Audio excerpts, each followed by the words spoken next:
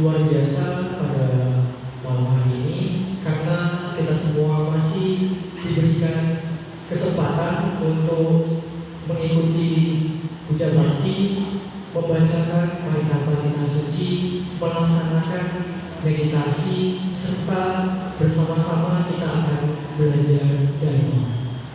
Semoga kita semua yang hadir pada malam hari ini selalu diberikan kesehatan dan juga pikiran yang damai dan juga penuh berkah. Jadi pada malam hari ini ada topik yang ingin Calvin bagikan kepada Bapak Ibu, yaitu tentang pengendalian diri, terutama dalam hal penggunaan media sosial. Hal yang terpenting pada saat kita menggunakan yang namanya media sosial itu adalah kita harus tahu kapan kita menggunakan telepon genggam dan kapan kita meletakkan yang namanya telepon genggam. Ini yang dikatakan oleh salah seorang penyanyi asal Amerika Serikat, yaitu Taylor Swift. Ketika kita mendengar kata media sosial, tentu kita sudah tahu, kita sudah ingat. Bahkan saya yakin sebagian besar dari kita, bahkan semua dari kita itu sudah menggunakan media sosial di dalam kehidupan kita sehari-hari, seperti WhatsApp, Instagram, Facebook, bahkan YouTube dan lain sebagainya. Menurut Global Dictionary, bahwa media sosial itu adalah sarana yang digunakan oleh orang untuk berinteraksi satu sama lain dengan cara menciptakan, berbagi, serta berkomunikasi melalui jaringan ataupun komunitas virtual. Perkembangan media sosial itu sudah seperti nas Bapak Ibu, yang merupakan kebutuhan pokok bagi kita saat ini. Sepertinya ada yang kurang kalau kita bangun, kita tidak memegang handphone. Rasanya ada yang kurang kalau sebelum makan kita harus foto dulu ya. Sebelum makan, makanan itu wajib diciptakan dulu. Atau pada saat kita berkumpul dengan teman-teman yang harusnya kita ngobrol, malah lebih asik bermain gadget, lebih asik bermain media sosial. Pada zaman COVID-19, konsumsi media sosial masyarakat, khususnya di Indonesia, meningkat drastis. Karena pada saat itu, media sosial bukan hanya digunakan sebagai media komunikasi, tetapi juga kita gunakan sebagai media informasi. Padahal tidak semua berita yang ada di media sosial itu merupakan berita yang valid, berita yang benar. Bisa saja berita yang ditampilkan di media sosial itu merupakan berita hoax atau berita yang tidak benar. Maka pada zaman itu pemerintah membentuk yang namanya Undang-Undang ITE, Undang-Undang Informasi dan Transaksi Elektronik. Apabila kita sebagai pengguna media sosial itu menggunakan dengan sembarang atau tidak dengan cara yang benar, maka kita bisa dijerat hukum. Ada sebuah data yang dipublikasikan oleh salah sebuah perusahaan asal Inggris pada Januari 2024, bahwasanya 185 juta penduduk Indonesia atau kita presentasikan sekitar 66,5% dari total populasi nasional, yaitu 278,7 juta penduduk Indonesia itu sudah menggunakan yang namanya internet. Kalau kita bandingkan dari 2022, maksud saya 2023 itu naik sekitar 1,5 juta penduduk Indonesia atau 0,8% kalau kita kalkulasikan. Bagaimana dengan penggunaan media sosialnya? Pada penggunaan media sosial itu sendiri, 139 juta penduduk Indonesia, atau kalau kita presentasikan itu sekitar 49,9 dari total populasi nasional. Masyarakat Indonesia sudah mengenal yang namanya media sosial. Bahkan ada organisasi yang namanya Global Statistic. Ia memprediksikan bahwasannya penggunaan media sosial khususnya di Indonesia itu akan meningkat menjadi 191,4 juta penduduk Indonesia pada tahun 2024. Artinya kalau kita presentasikan itu akan naik 68,9% dari total populasi nasional. Itu naik sekitar 12,4% jika dibandingkan dari tahun 2022. Bapak Ibu, penggunaan media sosial ini tentu untuk saat ini itu sangat bermanfaat bagi kita. Karena dengan adanya media sosial, kita sudah sangat dipermudah, sudah sangat dibuat enak untuk berkomunikasi dengan teman ataupun keluarga kita yang jauh di sana. Jika kita bandingkan pada zaman dulu, zaman profesional, di mana urusan hanya untuk menanyakan kabar, kita hanya bisa melalui namanya surat, dan itu sampainya bisa berhari-hari, 1 bulan, bahkan berbulan-bulan. Saat ini kita tinggal tekan tombol dari handphone, informasi atau berita, tanya kabar apapun, itu semuanya sudah bisa tersampaikan per sekian detik. Apa yang ingin kita tanyakan, apa yang ingin kita pelajari, semuanya sudah cepat, semuanya sudah serba cepat. Tentunya sesuatu yang membawa manfaat, sesuatu yang positif, pasti ada sisi negatifnya. Bagaimana dengan sisi negatifnya? Yang pertama, kita akan mengalami yang namanya gangguan penglihatan, di mana mata yang terlalu fokus sama layar gadget akan menyebabkan mata kita mengalami iritasi, mata lelah. Meskipun gangguan penglihatan ini bukan merupakan gangguan yang permanen, kita bisa membantunya dengan menggunakan kacamata. Jadi dengan adanya alat bantu ini tentunya akan mengurangi paparan sinar secara langsung ke mata. Yang kedua, kita akan mengalami yang namanya gangguan tidur. Ada sebuah riset yang mengatakan bahwa mata yang terlalu fokus pada media sosial hampir setiap saat itu akan menyebabkan kita mengalami gangguan tidur sebanyak 3 kali. Ujung-ujungnya kita akan mengalami yang namanya insomnia. Bahkan kalau kita sudah mengalami yang namanya gangguan tidur, kita akan meningkatkan diri kita menjadi stres atau depresi. Dan setelah kita ke yang ketiga, yaitu kita akan mengalami yang namanya depresi karena terlalu aktif memainkan yang namanya media sosial. Bapak Ibu, ada 2 hormon kebahagiaan yang dapat diproduksi oleh otak manusia jika kita kutip dari Buffer.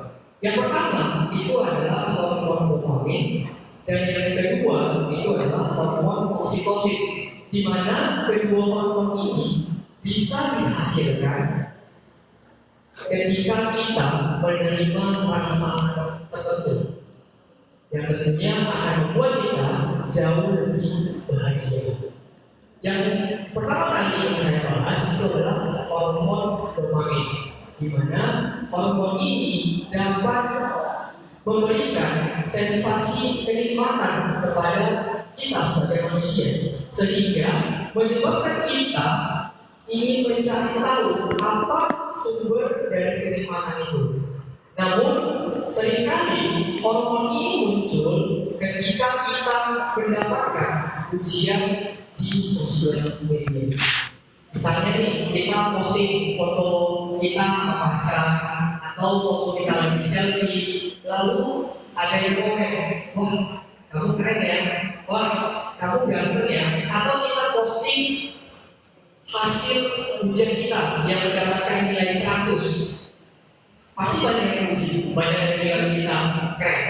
Saat tidak langsung, disinilah hormon dopamin ini terproduksi. Dan yang kedua, itu ada hormon oksitosin, di mana hormon ini muncul ketika kita menerima rasakan tertentu.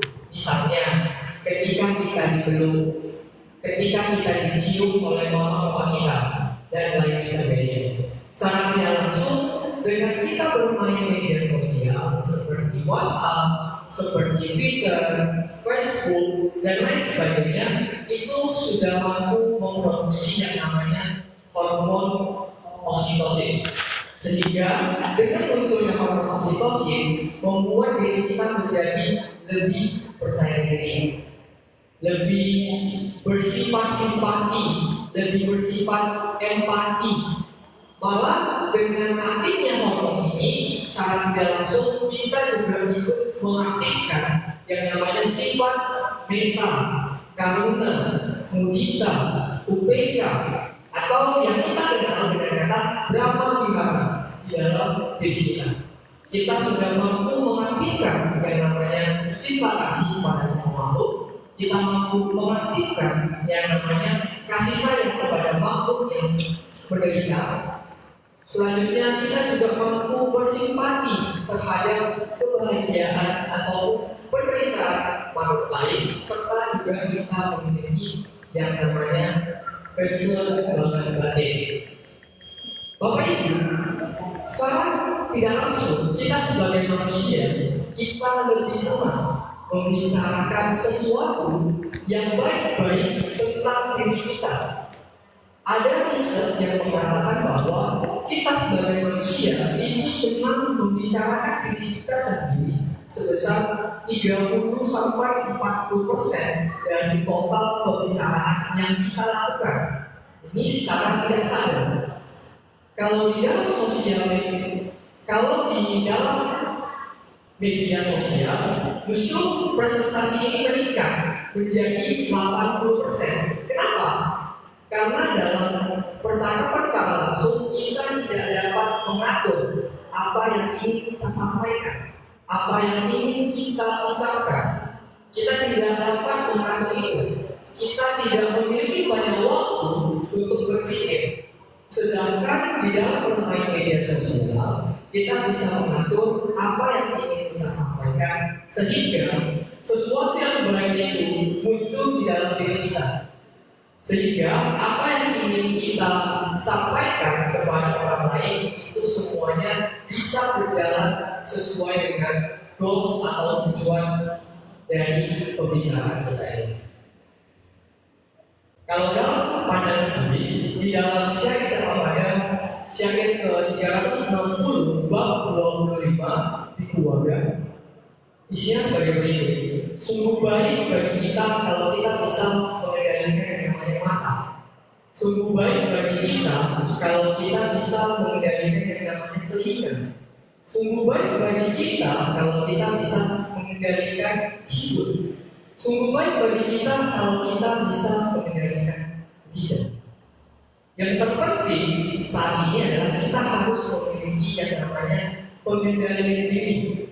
Bahkan zaman Buddha, sang Buddha sudah mengajarkan kepada murid-muridnya bahwasanya kita sebagai makhluk hidup, sebagai manusia, kita harus memiliki yang namanya pengendalian diri, termasuk pengendalian pikiran, bukan hanya pengendalian indera.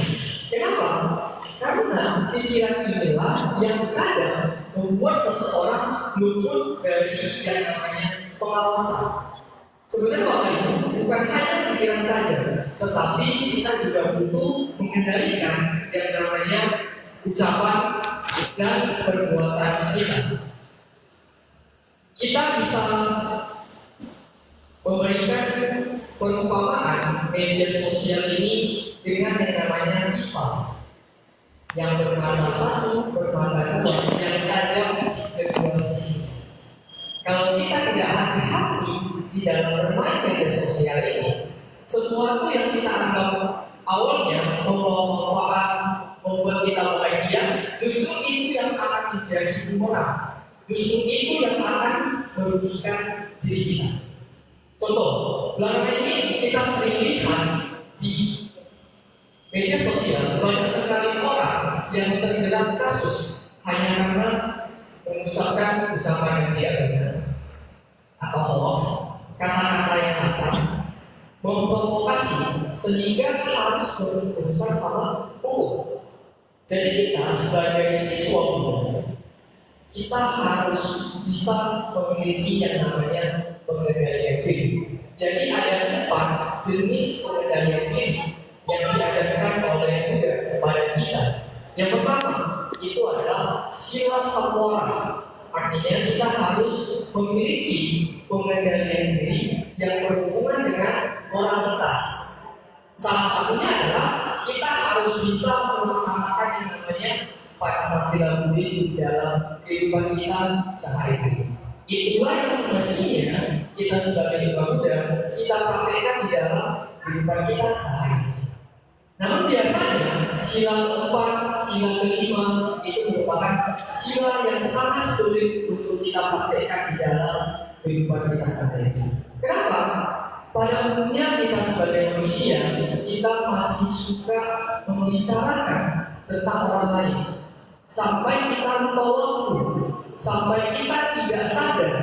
Maka secara tidak langsung dari sila keempat ini bisa juga berhubungan dengan sila kelima. Jadi sila kelima itu bukan hanya tentang makanan ataupun minuman yang menyebabkan kita tidak sadar. Contohnya seperti alkohol. Jadi kalau kita menggunakan yang namanya narkoba, itu juga sebenarnya sudah melanggar sila kelima. Karena narkoba itu mampu membuat diri kita secara tidak langsung tidak sadar, membuat diri kita ini jauh lebih tenang. Dan yang kedua itu ada kanti samwara. Artinya kita harus memiliki pengendalian diri yang sehubungan dengan kesabaran. Kita harus menumbuhkan rasa sabar di dalam diri kita ketika kita menggunakan media sosial. Kita harus bisa menumbuhkan rasa cinta kasih, bukan malah rasa iri hati, serakah di media sosial ini. Karena yang kami tahu di media sosial itu banyak sekali cobaan-cobaan yang nantinya akan kita hadapi. Buat beberapa orang pasti pernah yang mengalami komentar negatif dari media sosial itu sendiri.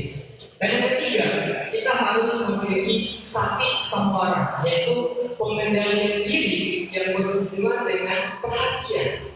Jadi mulai sekarang Bapak Ibu, kita harus mulai memperhatikan apa yang kita pikirkan, apa yang kita ucapkan, dan apa yang kita perbuat, agar apa yang sudah kita lakukan, apa yang sudah kita pikirkan, dan juga apa yang sudah kita ucapkan itu tidak merugikan orang lain, justru membuat orang lain merasa bermanfaat ketika berada di dekat kita.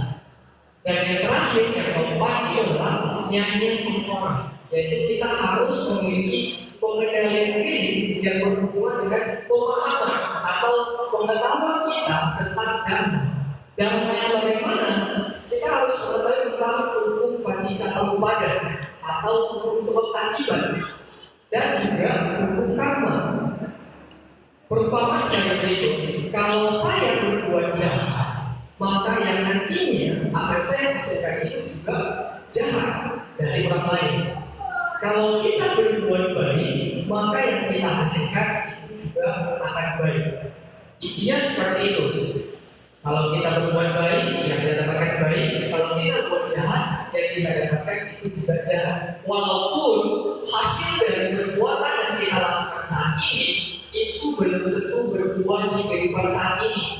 Bisa saja semua itu berbuah di kehidupan yang akan datang atau ketika kelahiran selanjutnya.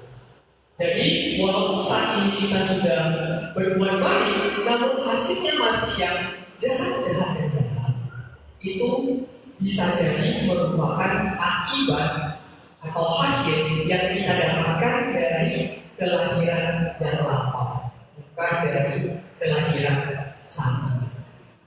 Jadi Bapak Ibu, saya ingin ingatkan kembali kepada Bapak Ibu semua bahwasanya media sosial ini pada awalnya diciptakan, pada awalnya ini dibuat untuk mempermudah kita dalam hal berkomunikasi. Malah dengan adanya media sosial ini, kita semua sudah sangat dipermudah. Bahkan kalau kita ingat pada zaman COVID, kita sering mengadakan yang namanya puja bakti online. Kita bisa melaksanakan meditasi online.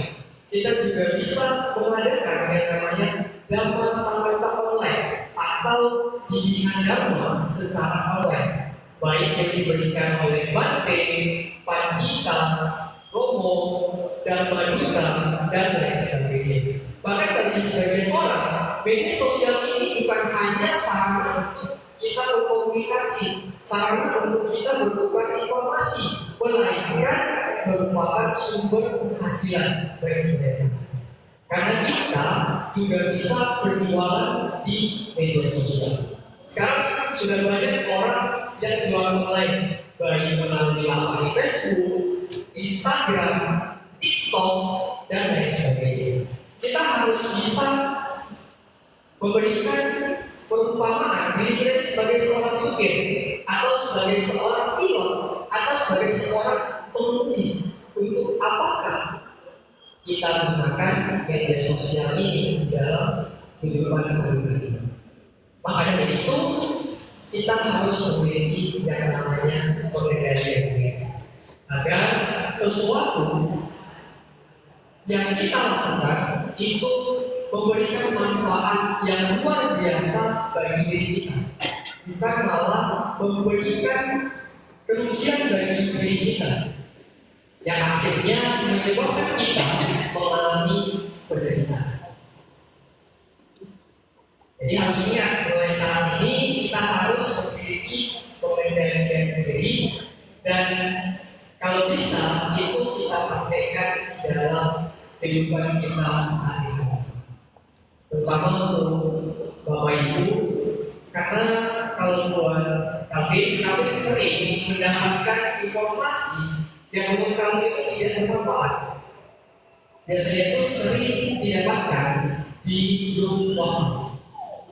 Apalagi pada zaman COVID dulu, banyak sekali orang yang memprediksi COVID atau tentang obat-obatan yang tidak boleh diminum, tidak boleh dikonsumsi, yang harusnya kita minum. Kita sebagai umat Buddha, kita harus melihat apa yang disampaikan di WhatsApp itu. Apakah ini bermanfaat bagi kita atau tidak?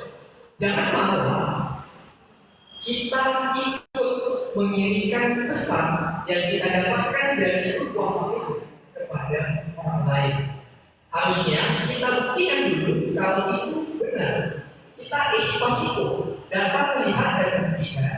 Kalau kita sudah merasakan manfaatnya itu sendiri, baru kita kirimkan kepada orang-orang yang membutuhkan. Bukan kita yang belum tahu itu bermanfaat, malah kita ikut menyebarkan kepada orang lain. Bagaimana kalau informasi yang kita sebarkan itu justru merugikan orang lain, bukan malah membuat mereka bahagia.